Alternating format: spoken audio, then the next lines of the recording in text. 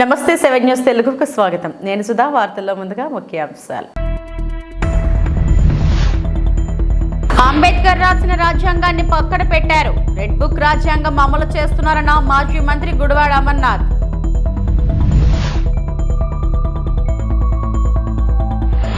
తొలి సభలో అదరగొట్టిన deputy CM Pawan.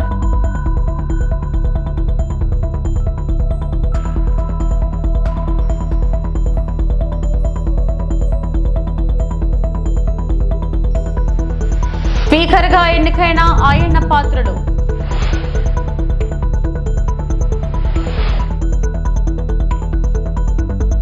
Andhra Pradesh 16వ శాసనసభాపతిగా senior MLA చింతకాయల అయ్యన్న పాత్రుడు ఏకగ్రీవంగా ఎన్నికయ్యారు. ఆయన ఎన్నికను ప్రోటెం స్పీకర్ గోరంట్ల బుచ్చా చౌదరి సభలో అధికారికంగా ప్రకటించారు. అనంతరం ఆయనను ముఖ్యమంత్రి చంద్రబాబు, ఉప ముఖ్యమంత్రి పవన్ కళ్యాణ్ సభాపతి స్థానంలో కూర్చుండబెట్టారు. శుక్రవారం సాయంత్రం 5 గంటలకు నామినేషన్ల ప్రక్రియ ముగిసింది. ఒకే నామినేషన్ దాఖలైనందున అయ్యన్న పాత్రుడు ఎన్నిక ఏకగ్రీవమైంది. పేరు శ్రీ కొణిదెల పవన్ కళ్యాణ్ గారు, రెండో శ్రీ చింతకాయల అయ్యన్న పాత్రుడు గారు, ప్రతిపాదకుని పేరు శ్రీ నారా లోకేష్ గారు, 3 శ్రీ చింతకాయల అయ్యన్న పాత్రుడు గారు, శ్రీ సత్యకుమార్ యాదవ్ గారు. సక్రమంగా నామనిర్దేశం చేయబడిన అభ్యర్థి శ్రీ చింతకాయల అయ్యన్న పాత్రుడు గారు ఒక్కరే అయినందున సభాపతి పదవికి శ్రీ చింతకాయల అయ్యన్న పాత్రుడు గారు ఏకగ్రీవంగా ఎన్నుకోబడినట్టు ప్రకటిస్తున్నాను. శ్రీ చింతకాయల అయ్యన్న పాత్రుడు గారికి నా హృదయపూర్వక అభినందనలు తెలియజేస్తా ఉన్నాను. నా హృదయపూర్వక అభినందనలు అందజేయచ్చు సభాపతి స్థానం అలంకరించవలసిందిగా వారిని కోరుతున్నాను. శ్రీ చింతకాయల అయ్యన్న పాత్రుడు గారిని సభాపతి స్థానం తీసుకురావాల్సిందిగా సభానాయకుడిని మరియు ఇతర పార్టీల నాయకులను కోరుతున్నాను. ఇది నాకు ఇచ్చేది.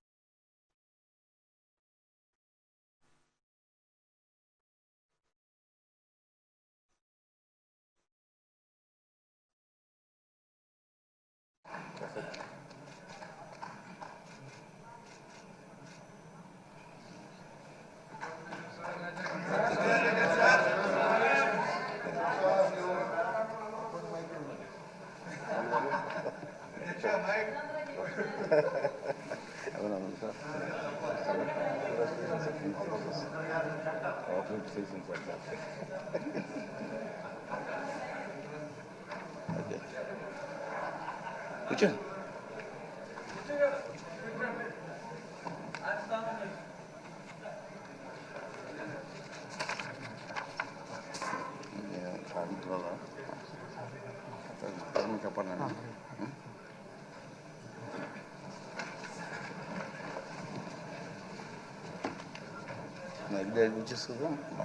డైరెక్ట్ వచ్చేస్తా సార్.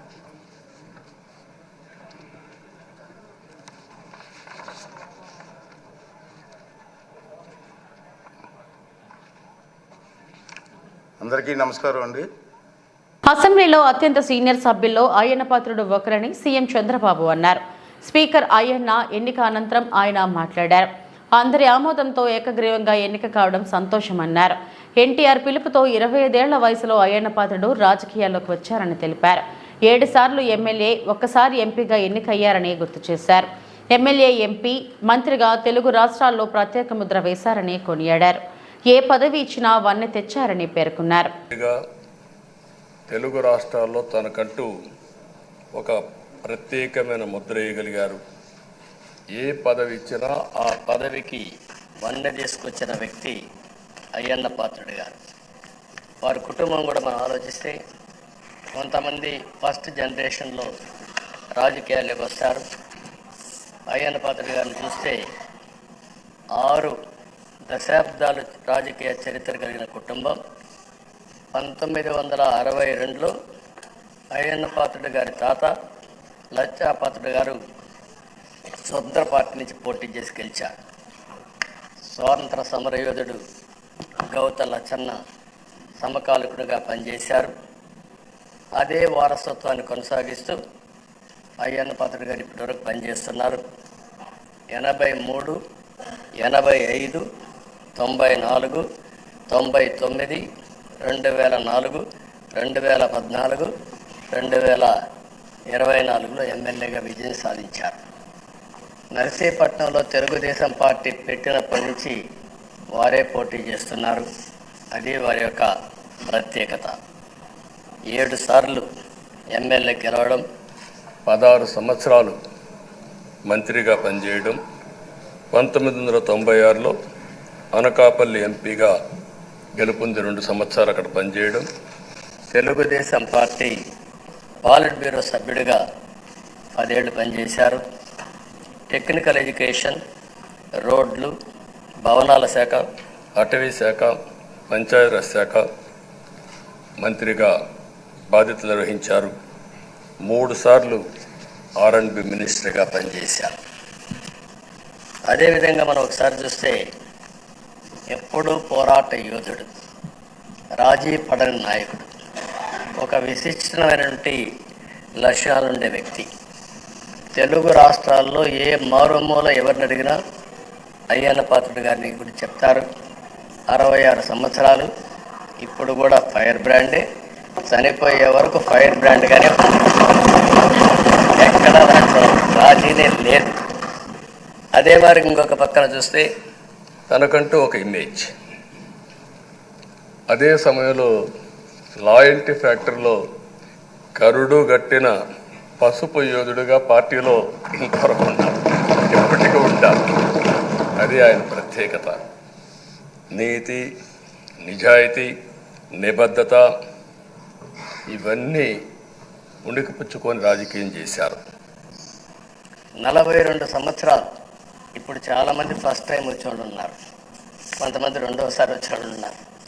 42 సంవత్సరాలు ఒక నియోజకవర్గం అంటి పెట్టుకొని నర్చర్ చేసి 7 సార్లు గెలవడం అనేది ఒక అరుదైన అనుభవం. చాలామందికి 2-3 సార్లుగా పెట్టెక్కి వస్తుంది. అక్కడి నుంచి మనుషులు మారిపోతూ ఉంటాం. అలాంటి సందర్భంలో ఎప్పుడు కూడా రాజీ పడకుండా పనిచేశారు. 42 సంవత్సరాలుగా పసుపు జెండాను మోస్తూనే ఉన్నారు. పార్టీని కన్న తల్లిగా భావించే నాయకుడు, పోరాట యోధుడు.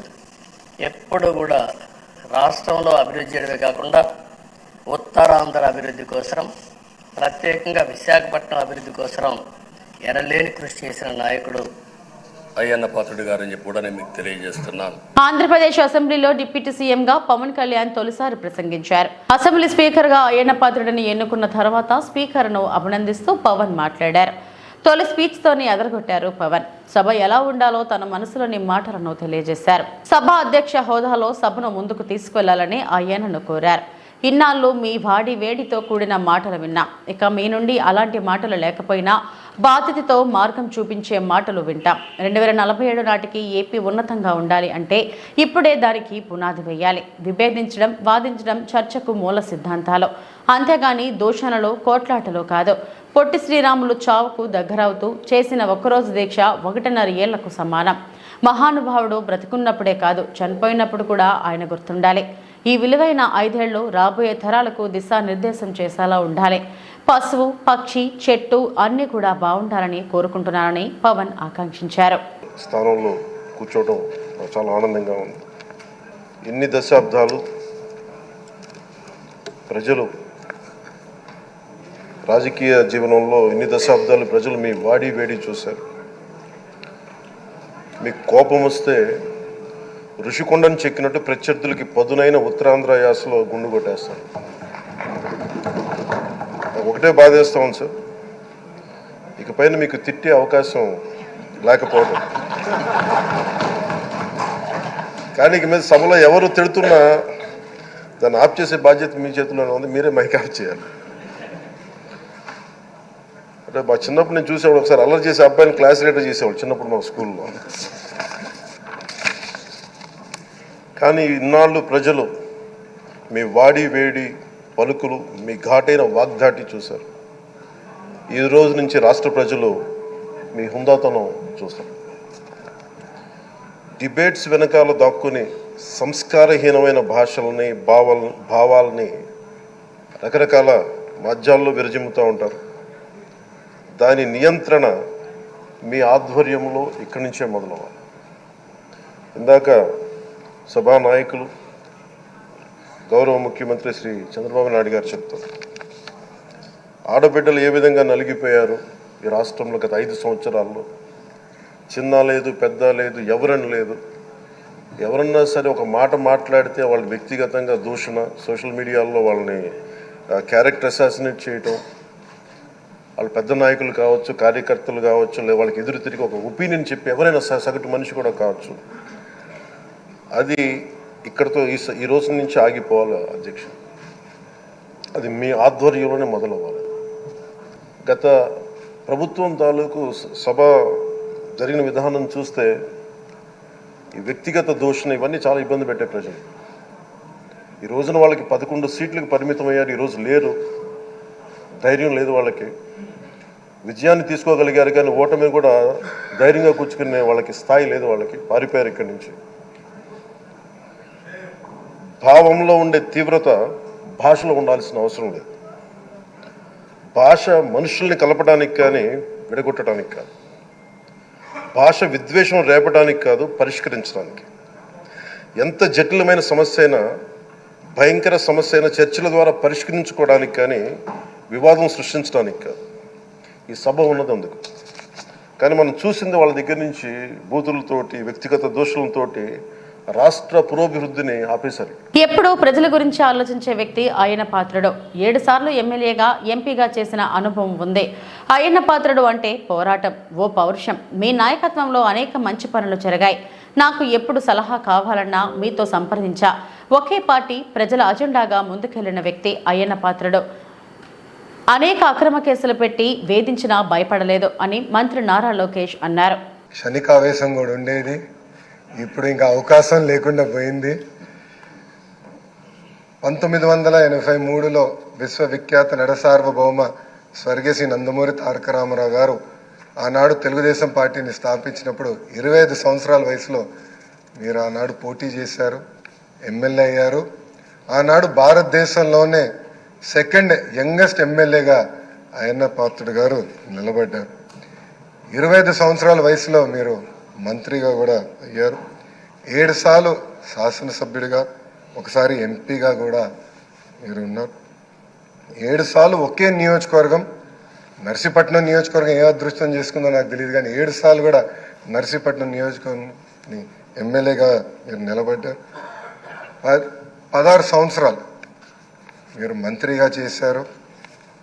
చూస్తే టెక్నికల్ ఎడ్యుకేషన్ కానీ 3 సార్లు R&B, forest, environment, science and technology, Panchayati Raj గ్రామీణాభివృద్ధి శాఖ మంత్రిగా కూడా మీరు చేశారు. ఈ హౌస్లో ఎవరికి తక్కన ఒక అదృష్టం నాకు దక్కింది. మీ తర్వాత పంచాయతీరాజ్ గ్రామీణాభివృద్ధి శాఖ మంత్రి అయ్యేదో అవకాశం నాకు దక్కింది. ఆనాడు మీరు ప్రారంభించిన పనులని పూర్తి చేసే అవకాశం నాకు ఇచ్చారు. మీ నాయకత్వంలో 25,000 కిలోమీటర్లు సీసీ రోడ్ వేసాం, ప్రహరీ గోడలు కట్టాం, పంచాయతీ భవనాలు కట్టాం. గ్రామాలు కూడా ఆనాడు యుద్ధ ప్రాతిపదికంగా తాగునీటి పథకాలు కూడా కలిసి ఏర్పాటు చేశారు. అంతేకాకుండా నాకు ఎప్పుడు సలహాలు కావాలన్నా, సూచనలు కావాలని మీకు ఫోన్ చేసేవాడిని, మిమ్మల్ని అడిగి తెలుసుకునేవాడిని. ఆనాడు పంచాయతీరాజ్ గ్రామీణాభివృద్ధి శాఖ మంత్రిగా నేను ఇన్ని పనులు చేయగలనంటే దాని వెనకాల మీరున్నారని ప్రజలందరూ కూడా తెలియజేస్తున్నాను. తెలంగాణ రైతులందరికీ గడువులోగా ఏకకాలంలో 2 లక్షల వరకు రుణమాఫీ చేయాలని మంత్రిమండలి నిర్ణయం తీసుకున్నట్లు ముఖ్యమంత్రి రేవంత్ రెడ్డి వెల్లడించారు. 2018 డిసెంబర్ 12 నుంచి 2023 డిసెంబర్ 9 వరకు 5 ఏళ్ల కాలంలో రైతులు తీసుకున్న రుణం 2 లక్షల లోపు రుణాలని మాఫీ చేయనున్నట్లు తెలిపారు. గతంలోనే ప్రకటించినట్లుగా ఆగస్టు 15వ తేదీలోగా రుణమాఫీ ప్రక్రియను పూర్తి చేయడానికి ప్రభుత్వం ఏర్పాట్లు చేస్తుందని స్పష్టం చేశారు. సచివాలయంలో శుక్రవారం సీఎం రేవంత్ రెడ్డి అధ్యక్షతన రైతు రుణమాఫీ, రైతు భరోసాపై మంత్రిమండలి సమావేశం జరిగింది. రుణమాఫీ విధి విధానాలను పూర్తి స్థాయిలో చర్చించిన తర్వాత మంత్రివర్గం ఆమోదించింది. దీనికి సంబంధించిన ఉత్తర్వులు త్వరలోనే జారీ కానున్నాయి. రైతు భరోసా విధి విధానాలపై ఉప ముఖ్యమంత్రి భట్టి విక్రమార్క ఆధ్వర్యంలో మంత్రివర్గ ఉపసంఘం ఏర్పాటైంది. ఈ కమిటీ రైతు సంఘాలు, రైతు కూలీ సంఘాలు, ప్రతిపక్షాలు తదితరులతో చర్చించి జూలై 17 నాటికి నివేదిక ఇవ్వనుంది. మంత్రిమండలి సమావేశం వివరాలను సీఎం రేవంత్ రెడ్డి విలేకరుల సమావేశంలో వెల్లడించారు. 2018 నుంచి 2023 వరకు 2014 సంవత్సరంలో మార్చి 31, 2014 తారీఖు వరకు కట్ ఆఫ్ డేట్ తీసుకొని ఆనాటి ప్రభుత్వం రైతు రుణమాఫీ చేస్తే 16,000 కోట్ల రూపాయలు రైతుల ఖాతాలలో వేయడం జరిగింది. అదేవిధంగా 2018 రెండోసారి ప్రభుత్వం ఏర్పడిన తర్వాత డిసెంబర్ 11, 2023 వరకు కట్ ఆఫ్ డేట్ తీసుకొని వాళ్ళు చేసిన రుణమాఫీ రైతుల ఖాతాలో వేసిన నిధులు 12,000 కోట్ల రూపాయలు.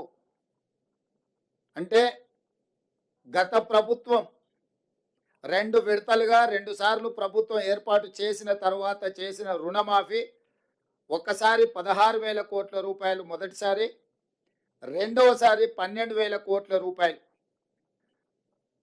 10 సంవత్సరాలల్లా 2 విడతలల్లా చంద్రశేఖరరావు గారు చేసిన రైతు రుణమాఫీ రైతులకు చెల్లించిన నిధులు 28,000 కోట్ల రూపాయలు. ఆ ప్రభుత్వం డిసెంబర్ 11, 2018 వరకు కట్ ఆఫ్ డేట్గా వాళ్ళు రుణమాఫీని పరిగణలోకి తీసుకోవడం జరిగింది. మా ప్రభుత్వం డిసెంబర్ 12, 2018 తారీఖు నుంచి మొదలుపెట్టి 9, 12, 2023 వరకు సరిగ్గా 5 సంవత్సరాలు. గత ప్రభుత్వం, మళ్ళొక్కసారి నేను చెప్తున్నా, గత ప్రభుత్వం డిసెంబర్ 11, 2018 తారీఖు వరకు కట్ ఆఫ్ డేట్ పెట్టి రెండవ విడత రైతు రుణమాఫీ చేసింది. డిసెంబర్ 12, 2018 తారీఖు నుంచి తీసుకున్న రుణాలు డిసెంబర్ 9, 2023 వరకు 5 సంవత్సరాల మధ్య కాలంలో ఈ రాష్ట్రంలో ఉన్న రైతులు తీసుకున్న 2 లక్షల రూపాయల వరకు రుణమాఫీని చెయ్యాలని మా ప్రభుత్వము ఈ మంత్రివర్గంలో నిర్ణయం తీసుకున్నది. ఇచ్చిన మాట ప్రకారం 2 లక్షల రూపాయల రుణమాఫీ చెయ్యాలి. కట్ ఆఫ్ డేట్ 12, 12, 2018 నుంచి 9, 12, 2023 మధ్యకాలంలో రైతులు తీసుకున్న రుణాలను 2 లక్షల రూపాయల వరకు మాఫీ చేయాలని మా మంత్రివర్గంలో మేము నిర్ణయం తీసుకున్నాము.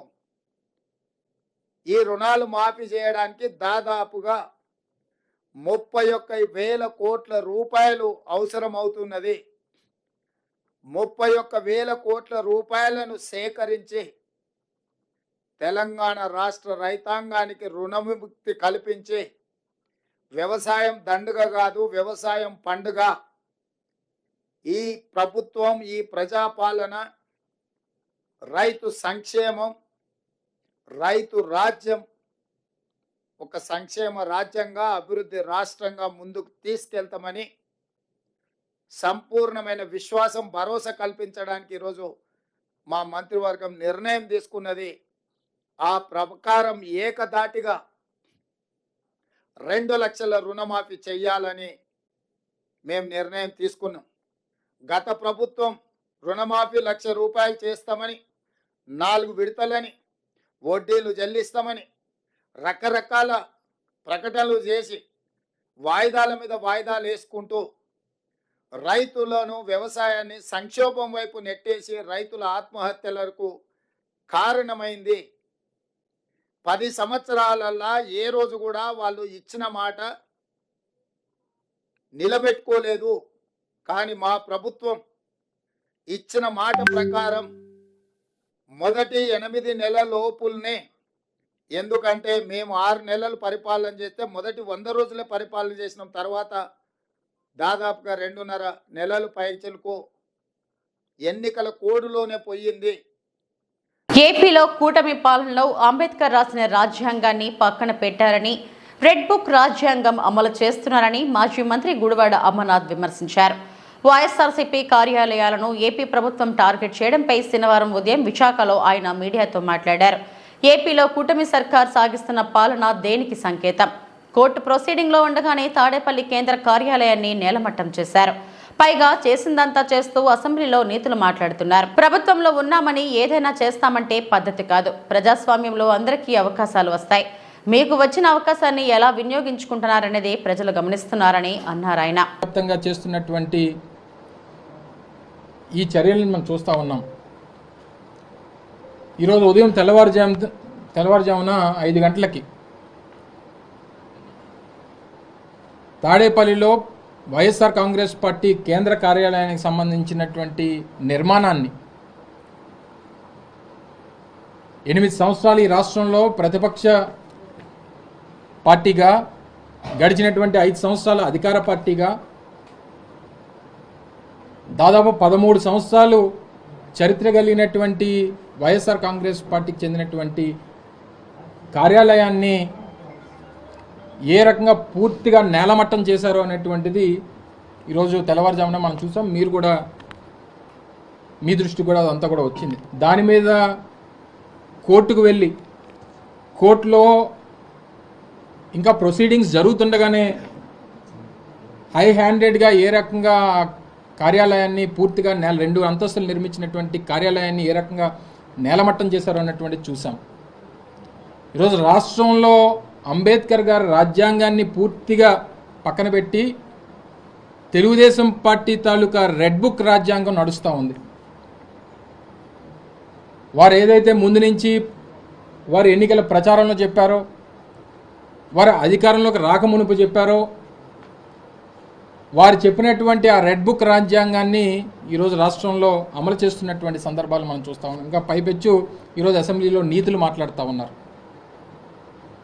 సరే, మేమైతే మా నాయకుడు జగన్మోహన్ రెడ్డి గారు మొన్న సమావేశం పెట్టినప్పుడు చాలా క్లియర్గా కేటగారికల్గా చెప్పారు. 6 నెలల పాటు వారికి హనీమూన్ పీరియడ్ అనేటువంటిది నడుస్తూ ఉంది.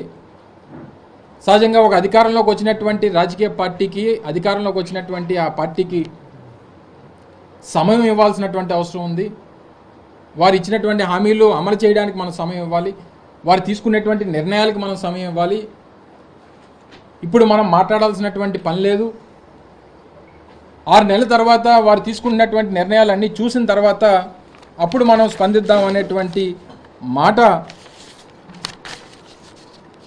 జగన్మోహన్ రెడ్డి గారు మొన్న సమావేశంలో చెప్పారు. దానికి కూడా వారు సమయం ఇవ్వట్లేదు.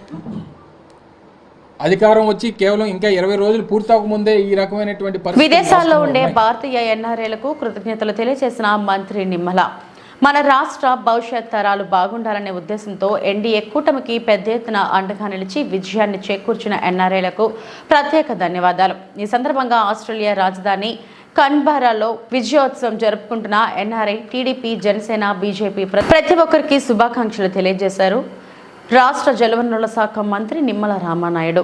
ముందుగా ఎన్ఆర్ఐ మిత్రులందరికీ కూడా నమస్కారాలు తెలియజేసుకుంటూ, మొన్న జరిగినటువంటి ఆంధ్రప్రదేశ్ శాసనసభ ఎన్నికల్లో ఈ ఆంధ్రప్రదేశ్ రాష్ట్రానికి మళ్ళీ ఒక పూర్వ వైభవం రావాలి, ఈ రాష్ట్రాన్ని మళ్ళీ పునర్నిర్మాణం చేయాలి, ఈ ఆంధ్రప్రదేశ్ రాష్ట్ర భవిష్యత్తు, భావితరాల భవిష్యత్తుని కూడా కాపాడాలనేటువంటి ఉద్దేశంతో మరి ప్రత్యేకించి ప్రవాసాంధ్రులు ఎవరైతే ఉన్నారో, మరి ఎక్కడో వేల కిలోమీటర్ల దూరంలో ఉన్నప్పటికీ కూడా కన్న తల్లికి కన్న ఊరికి రుణం తెచ్చుకోవాలనేటువంటి ఆలోచనలో భాగంగా పెద్ద ఎత్తున మరి మొన్న జరిగినటువంటి ఎన్నికల్లో తెలుగుదేశం, జనసేన, బీజేపీ, ఎన్డీఏ కూటమిని బలపరిచి మా విజయానికి సహకరించినటువంటి మీ అందరికీ కూడా పేరు పేరున కూడా హృదయపూర్వకమైన నమస్కారాలు తెలియజేసుకుంటూ, అందులో భాగంగా ప్రత్యేకించి ఆస్ట్రేలియా రాజధాని క్యాన్బెరాలో జరుగుతున్నటువంటి ఈ యొక్క విజయోత్సవ సభలో పాల్గొంటున్నటువంటి నా తెలుగుదేశం, జనసేన, బీజేపీ నాయకులు, కార్యకర్తలకు, అభిమానులకు అందరికీ కూడా మరొక్కసారి నా శుభాభినందనలు మీ అందరికీ కూడా తెలియజేసుకుంటూ ఉన్నాను. ఏపీలో మొదలైన టీడీపీ కూటమి విధ్వంస పాలన. తాడేపల్లిలో నిర్మాణంలో ఉన్న వైఎస్ఆర్ కాంగ్రెస్ పార్టీ కార్యాలయం కూల్చివేత. ఉదయం 5:30 గంటల సమయంలో కూల్చివేత ప్రారంభం. ప్రొక్లైన్లు, బుల్డోజర్లతో భవనాన్ని కూల్చివేత. స్లాబ్కు సిద్ధంగా ఉన్న భవనాన్ని కూల్చివేస్తున్న అధికారులు. కూల్చివేతకు సిఆర్డీఏ ప్రిలిమినరీ ప్రొసీడింగ్స్ను సవాలు చేస్తూ నిన్న హైకోర్టును ఆశ్రయించిన వైఎస్ఆర్సీపీ చట్టాన్ని మీరి వ్యవహరించవద్దని హైకోర్టు ఆదేశం. సిఆర్డీఏ కమిషనర్కు హైకోర్టు ఆదేశాలను తెలియజేసిన వైఎస్ఆర్సీపీ న్యాయవాది హైకోర్టు ఆదేశాలను బేఖాతారు చేస్తూ వైఎస్ఆర్సీపీ కార్యాలయ భవనాన్ని కూల్చివేత. కోర్టు ధిక్కరణకు పాల్పడ్డారని హైకోర్టు దృష్టికి తీసుకువెళ్తామంటున్న వైఎస్ఆర్సీపీ.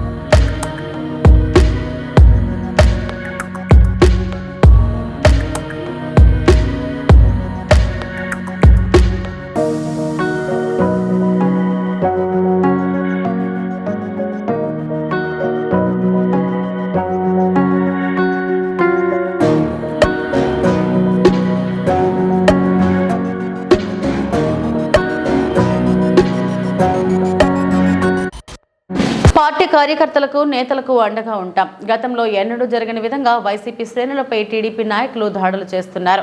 ఆస్తులకు నష్టం కలిగిస్తూ మానసికంగా హింసిస్తున్నారు. ఇలాంటి అన్యాయాలు, అక్రమాలను ధైర్యంగా ఎదుర్కొంటాం. కార్యకర్తలను, నాయకులను కలిసి భరోసా కల్పిస్తాం. అక్రమాలు చేస్తే టీడీపీ నాయకులను నిలదీస్తాం. ఎప్పుడు ఏ అవసరం వచ్చినా కార్యకర్తలు మమ్మల్ని సంప్రదించవచ్చు అని కాకాని గోవర్ధన్ రెడ్డి మాజీ మంత్రి పేర్కొన్నారు. వైఎస్ఆర్ కాంగ్రెస్ పార్టీకి సంబంధించినటువంటి పార్టీ పెద్దలు అందరూ కూడా వాళ్లకు శుభాకాంక్షలు తెలియజేసి ప్రజలు ఇచ్చినటువంటి అవకాశాన్ని సద్వినియోగం చేసి ప్రభుత్వాన్ని సమర్థవంతంగా నడిపి ప్రజలకు ఇచ్చినటువంటి హామీల మేరకు సంక్షేమ కార్యక్రమాలు అమలు చేయండి అని చెప్పి కోరడం జరిగింది. ఈరోజే కొత్త ప్రభుత్వం శాసనసభ కొలువు తీరింది. శాసనసభ్యులు ఈరోజు శాసనసభ్యులుగా ప్రమాణ స్వీకార కార్యక్రమం కూడా కొనసాగుతుంది. ఈరోజు జిల్లాకు సంబంధించి అందరం పార్లమెంట్ సభ్యులుగా, మంత్రిగా, శాసనసభ్యుడిగా పనిచేసినటువంటి పెద్దలు, ఆయనతో పాటు శాసనసభ్యులుగా పనిచేసినటువంటి సోదరులు ప్రతాప్ రెడ్డి గారు, విక్రమ్ రెడ్డి గారు, పోటీ చేసినటువంటి మరొక సోదరులు రాజగోపాల్ రెడ్డి గారు, ఖలీల్ అహ్మద్ గారు, స్థానికంగా ఉండేటువంటి వైఎస్ఆర్ కాంగ్రెస్ పార్టీ నాయకులు అందరం కూడా కలిసి ఎమ్మెల్సీ ఉన్నటువంటి సోదరులు మురళీ గారు, జిల్లా అధ్యక్షుడిగా ఉన్నటువంటి మరొక సోదరుడు చంద్రశేఖర్ రెడ్డి గారు కూడా రావాల్సి ఉంది. ఆయన ఈరోజు జగన్మోహన్ రెడ్డి గారు అసెంబ్లీకి వెళ్తున్నాడు కాబట్టి ఆ కార్యక్రమంలో పాల్గొన్నందువల్ల ఆయన పర్యటన చివరి నిమిషంలో రద్దయింది. కాబట్టి ఈరోజు అందరం కలిసి ఒక సమావేశం ఏర్పాటు చేసుకుని వైఎస్ఆర్ కాంగ్రెస్ పార్టీ బలోపేతానికి, వైఎస్ఆర్ కాంగ్రెస్ పార్టీకి సంబంధించినటువంటి స్థానిక నాయకులకి, కార్యకర్తలకి అండగా నిలవడానికి ఎటువంటి విధానాలు అవలంబించాలనేటువంటి దాని మీద ఈరోజు ఒక సమీక్ష నిర్వహించుకోవడం జరిగింది. దానిని బట్టి నిత్యం ప్రజలకు అందుబాటులో ఉండాలి. రోజు గెలుపుకి ఓటమికి మధ్య తేడాలు చాలా స్వల్పం. కాబట్టి లక్షల సంఖ్యలో ఈరోజు వైఎస్ఆర్ కాంగ్రెస్ పార్టీ అభ్యర్థులకు ఓట్లు రావడం జరిగింది. 5,000 నుంచి 15,000 నుంచి 20,000 వ్యత్యాసంతో ఓటమి పాలై ఉండొచ్చు. కానీ మా మీద ఆశలు పెట్టుకున్నటువంటి ప్రజలు, మాకు అండగా నిలిచినటువంటి నాయకులు, మాతో పాటు నడిచినటువంటి కార్యకర్తలు, వీళ్ళ యొక్క యోగక్షేమాలు కానీ, వాళ్ళకి అండగా నిలవాల్సినటువంటి అవసరం కానీ, అటువంటి గురుతర బాధ్యత మా అందరి మీద ఉంది అనేటువంటిది ఈరోజు అందరికీ తెలిసినటువంటి విషయమే. దాని మీద ఏ విధంగా ముందుకు వెళ్లాలనేటువంటి ఆలోచన చేశాం. ఎన్నడూ లేనటువంటి విధంగా ఈరోజు జిల్లాలో కూడా, రాష్ట్రంలో జరుగుతున్నాయి, జిల్లాలో కూడా వైఎస్ఆర్ కాంగ్రెస్ పార్టీ శ్రేణుల మీద ఈరోజు దాడులు జరగడం, అక్రమ కేసులు బనాయించడం, వాళ్ళని పోలీస్ స్టేషన్లకు తీసుకెళ్లడం, పోలీసు కేసులు పెట్టడం, జైళ్లకు పంపించడం, ఆస్తులు నష్టం చేయడం, వాళ్ళని గాయపరచడం, దాడులు చేయడం, మానసికంగా హింసించడం, అనేక రకాలైనటువంటి కార్యక్రమాలు జరుగుతున్నాయి. కాబట్టి అందరం ఏకపక్షంగా వైఎస్ఆర్ కాంగ్రెస్ పార్టీ ఒకే త్రాటి మీద ఈ జిల్లాలో నిలిచి ఇటువంటి అన్యాయాలని అక్రమాలను ఎదుర్కొని ప్రజలకు అండగా నిలవాలనేటువంటి నిర్ణయం, దానికి ఒక కార్యాచరణ ప్రణాళిక సూత్రప్రాయంగా ఈరోజు మనం అనుకోవడం జరిగింది. దాన్ని కూడా విధి విధానాలన్నీ కూడా ఒకసారి అందరం కూడా మరొకసారి మాట్లాడి ఖరారు చేస్తాం. ప్రతి నెల 2 పర్యాయాలు అన్ని నియోజకవర్గాలు పర్యటించాలి. ప్రతి నియోజకవర్గంలో ఎక్కడైతే కార్యకర్తలకి ఎక్కడైతే ఇబ్బంది జరిగిందో అక్కడ వెళతాం. అధికారులు ఎవరైనా అలసత్వం ప్రదర్శిస్తే అధికారులను నిలదీస్తాం. అదేవిధంగా ప్రతి కార్యకర్తకి అండగా నిలవడానికి ఒకవేళ నిజంగా కార్యకర్తకు సంబంధించినటువంటి ఆస్తుల నష్టం జరిగినా లేదా వాళ్ళు ఏదైనా గాయపరిచిన ఆ కుటుంబాలను నేరుగా వెళ్లి ఆ కుటుంబాలతో మాట్లాడతాం, వాళ్ళకి అండగా నిలుస్తాం. ఈ ప్రభుత్వ విధానాలని ఎక్కడన్నా ఇటువంటి దౌర్జన్యాలు చేస్తే వాటిని వ్యతిరేకిస్తాం. అందుకనే ఒక కార్యాచరణ ప్రతి నెల కూడా 2 సార్లు 2 నియోజకవర్గాల నుంచి 3-4 నియోజకవర్గాల వరకు పర్యటించాలనేటువంటి నిర్ణయం తీసుకున్నాం. దానిలో భాగంగా కార్యకర్తలను కలవడం, నాయకులను కలవడం, కార్యకర్తలకు ధైర్యం చెప్పడం, కార్యకర్తలను ధైర్యంగా నిలవమని కోరడం, దానితో పాటు ఎక్కడన్నా అన్యాయాల అక్రమాలు జరిగితే అధికారుల దగ్గరికి వెళ్లడం, అధికారుల దృష్టికి తీసుకువెళ్లడం, అధికారులు వాటిని సరిగ్గా గనక సక్రమంగా పరిష్కరించకపోతే అధికారులను నిలదీయడానికి కూడా వెనకాడేటువంటి పరిస్థితి ఉంది. మేమేమి రాజకీయాల్లో ఉన్నాం, పదవులు అనుభవించాం. జగన్మోహన్ రెడ్డి గారు మా అందరికీ కూడా పదవులు ఇచ్చారు. మేము 2 సార్లు ఎమ్మెల్యేలు అయ్యాము, మంత్రులు అయ్యాము, అనేక రకాలైనటువంటి కార్యక్రమాలను నిర్వహించాం. కాబట్టి పార్టీ కష్టకాలంలో ఉన్నప్పుడు పార్టీ జెండాని ప్రతి ఒక్కరూ కూడా భుజాన్ని వేసుకుని మోస్తాం.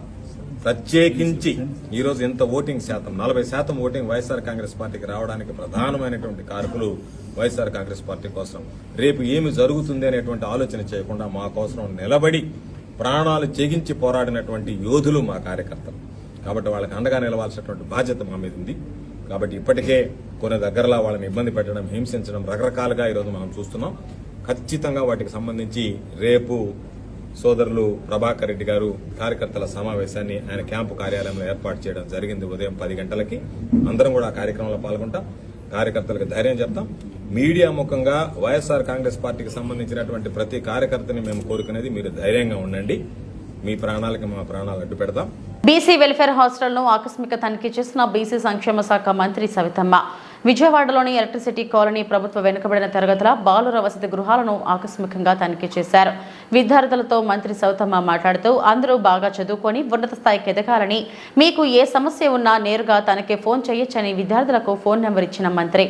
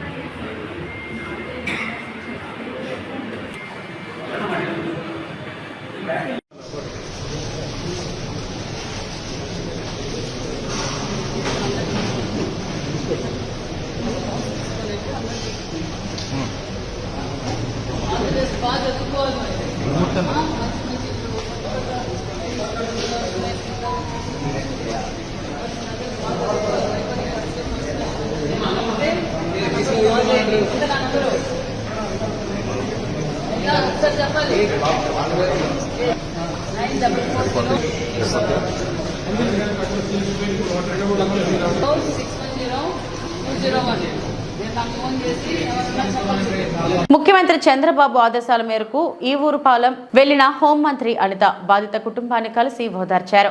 మరోసారి ఇలాంటి ఘటనలు పునరావృతం కాకుండా చర్యలు తీసుకుంటామన్నారు. మృతురాలి కుటుంబానికి అండగా ఉంటామని హామీ ఇచ్చారు. నిందితులను తక్షణమే అరెస్టు చేసి వేగవంతంగా దర్యాప్తు చేసి కఠిన శిక్ష పడేలా చూస్తామని చెప్పారు. ఇలాంటి ఘటనలు పునరావృతం కాకుండా చూడాలని సీఎం చంద్రబాబు డీజీపీకి స్పష్టమైన ఆదేశాలు ఇచ్చారు.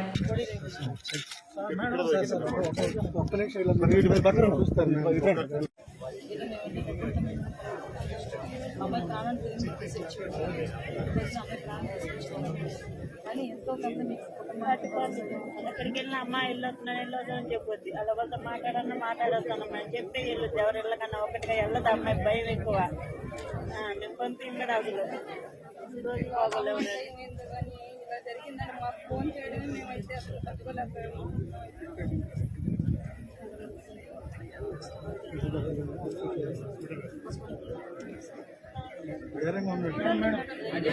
అమ్మాయి సైట్ చూస్తే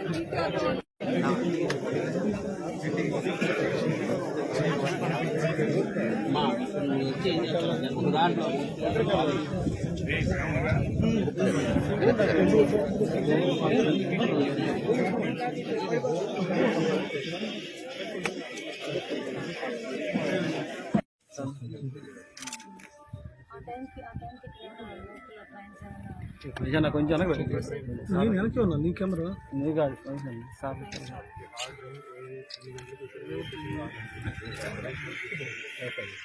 ఇది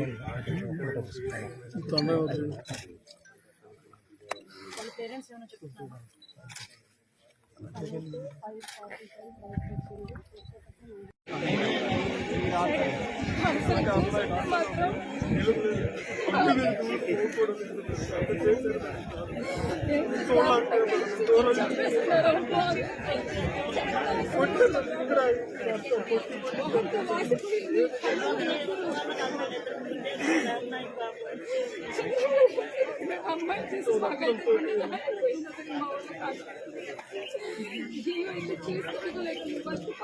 ఇవి ఇప్పటివరకున్న వార్తా విశేషాలు. నమస్తే.